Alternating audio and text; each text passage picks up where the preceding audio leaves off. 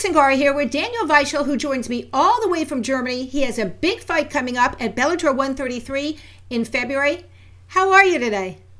Hey, thanks. I'm good. Thank you. How are you? I'm good, thank you. Now tell me how training camp is coming along for you. Training camp is going great so far.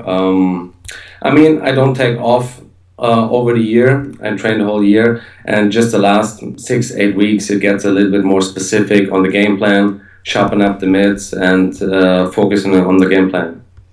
What's a typical training day like for you then? I train twice a day, 6 days a week, and my day starts with the first training at 9:30. And the training at night is around 5 o'clock. And in between, I go home, I cook my meals, and maybe visit my physiotherapist. Yeah, things like that. What are some of the meals that you cook then prior to the fight? Is there a certain weight training program that you follow as well? Yeah, I have a strict diet plan. One of my friends, who's also a training partner of mine, Stefan Pütz, he writes the diet plan for me, and I follow this plan the whole training camp. The stats say Curran has a 2-inch reach advantage over you. You have a very strong submission game. Will you look to take the fight to the ground then? The 2-inch reach advantage doesn't bother me too much. I mean, we know what Pat Curran is, what fighter he is, and we prepared for that. And we prepared in all parts, like standing, wrestling, and on the ground. And like I said, since the tournament, I was constantly training. And I feel like a complete different fighter. And I can't wait to show that on February 13th. What kind of fight can the fans expect to see when they tune in on February 13th then? For me, I think it easily can be one of the most exciting fights in Bellator, because Pat always brings exciting fights and high-paced fights, and I always come to finish the fight. So I think this matched up good, and I think this is a fight the fans will want to see. You've won 11 of your last 12 fights and have been undefeated since signing with Bellator. Do you think that gives you an advantage at all going into this fight, mentally and physically?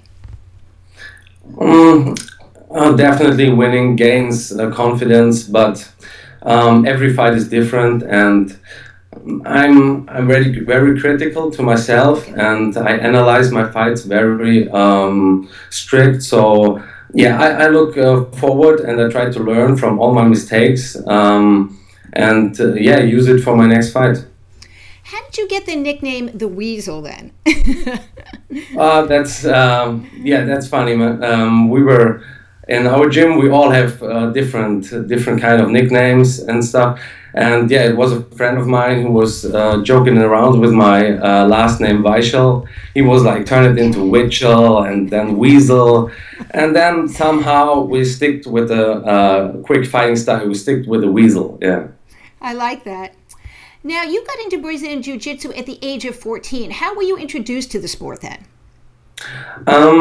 First of all, I always wanted to get into martial arts, even a long time before I started with it. And then in my school there was a poster for a self-defense class. And I asked my parents like for weeks that I can go there, and then they let me go, and that was the first time I had contact with martial arts. And from then took me a friend to a Brazilian Jiu-Jitsu class, and when I saw first time a real Brazilian Jiu-Jitsu class, I was like infected with the sport and fascinated, and from then on it was no turning back for me. Looking ahead, it's probably too early to ask, but I know our American viewers and other viewers around the world would want to know, if you win Pat, who else is on your radar next that you think you might want to fight coming up? Anybody you thinking of? My overall goal is to be the best and to be the Bellator champion. For now, I only focus on Pat Curran. I mean, if we look at the Bellator featherweight division, it's a tough division. We have so many yeah, world-class fighters. There's Pitbull, there's Strauss, there's Caracan now coming in, and yeah, I can't wait to face any of them.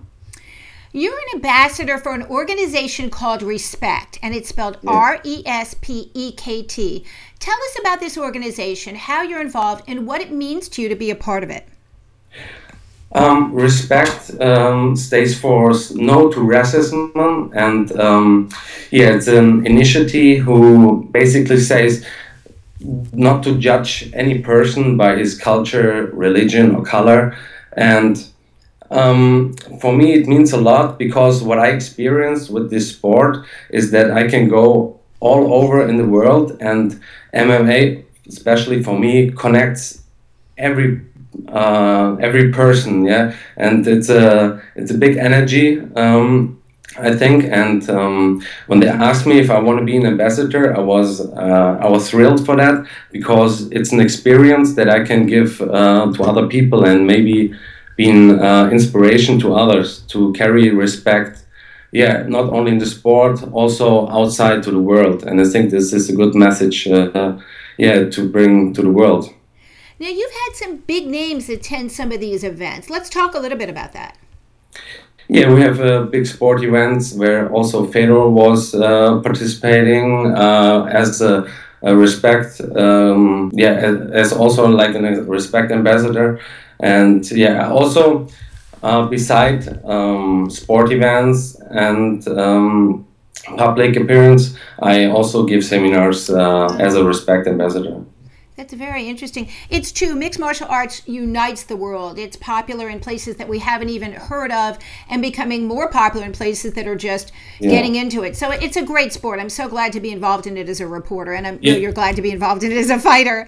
Yeah. Also, like big soccer players are ambassadors. Like many popular sportmen carry this message from Respekt. Yeah. Very interesting project. Now we have some questions from Twitter I'd like to go to. Our first one is from Dennis Hellman. Dennis wants to know, what are you doing mentally, psychologically in preparation for this fight with Curran?